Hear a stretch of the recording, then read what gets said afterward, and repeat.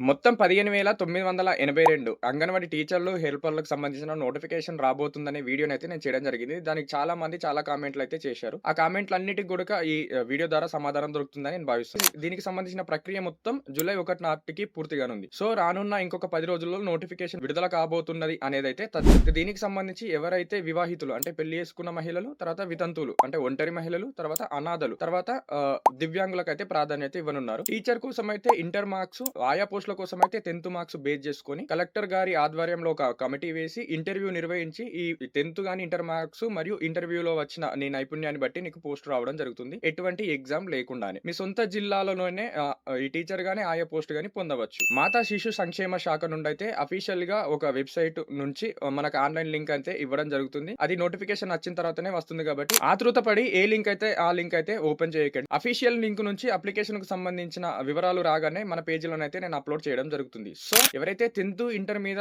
Job రావాలనుకుంటున్నారో ఒక government job మహిళలు అంటే పెళ్లైన మహిళలకైతే ఇదొక మంచి అవకాశమే. నోటిఫికేషన్ వచ్చేలోపు అన్ని సర్టిఫికెట్‌లు అయితే దగ్గరలో పెట్టుకోవడం మంచిది. మీకు ఇంకేమైనా డౌట్స్ ఉంటే కామెంట్ రూపంలో కామెంట్ చేయండి. అలాగే ప్రస్తుతానికైతే ఈ వీడియోని షేర్ చేయండి, లైక్ చేయండి, రీపోస్ట్ చేయండి.